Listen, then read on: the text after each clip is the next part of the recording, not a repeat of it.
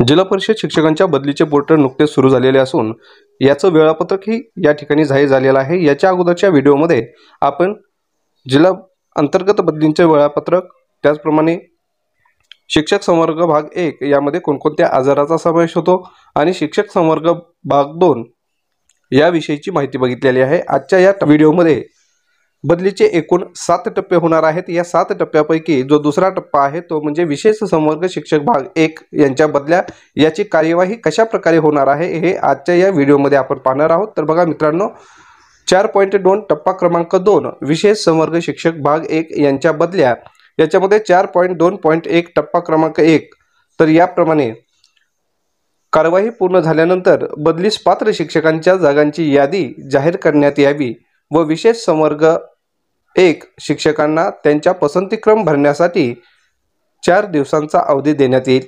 तदनंतर विशेष संवर्ग शिक्षक भाग 1 यांच्या बदल्या करण्यात याव्यात।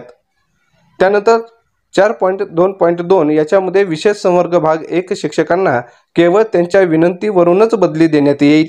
ज्या विशेष संवर्गातील शिक्षकांना बदली नको असेल मात्र त्यांचे नाव बदलीस पात्र शिक्षकांच्या यादीत असल्यास त्यांनी सोबत जोडलेल्या विवरणपत्र क्रमांक 3 मध्ये स्वयंघोषित प्रमाणपत्र देणे आवश्यक राहील।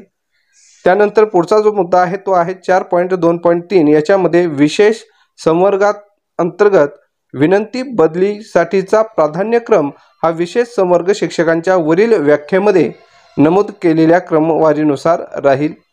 त्यानंतर 4.2.4 एखाद्या विशिष्ट संवर्गामध्ये अनेक कर्मचाऱ्यांनी विनंती बदली मागितली असल्यास त्यांच्या सेवा ज्येष्ठता विचारात घेऊन ज्येष्ठ कर्मचाऱ्यास प्रथमतः बदली अनुज्ञेय राहील।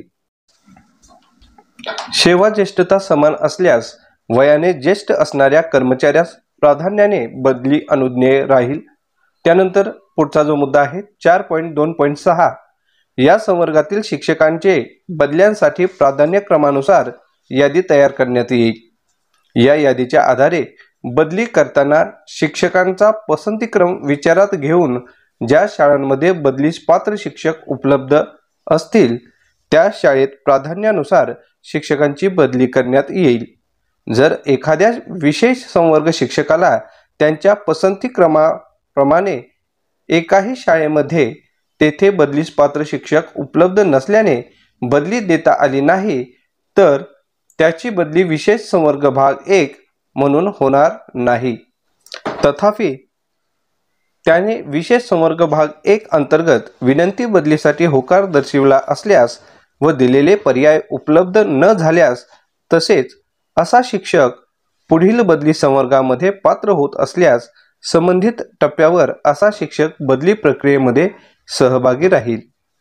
4.2.7 विशेष संवर्ग भाग 1 अंतर्गत एकदा बदलीचा लाभ घेतल्यानंतर संबंधित शिक्षकांना पुढील 3 वर्ष विनंती बदलीसाठी अर्ज करता येणार नाही।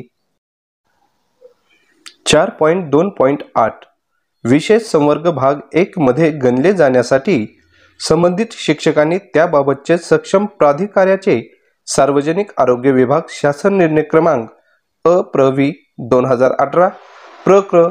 46 आरोग्य 6 दिनांक 14/9/2018 मधील तरतुदीनुसार दिव्यांगत्वाचे ऑनलाईन UDID प्रमाणपत्र अर्जासोबत सादर करणे आवश्यक राहील। सदर अर्ज व दिव्यांग प्रमाणपत्राबाबत संबंधित गटाचे गट विकास अधिकारी, गट शिक्षण अधिकारी व तालुका आरोग्य अधिकारी यांची त्रिसदस्यीय समिती निर्णय घेईल।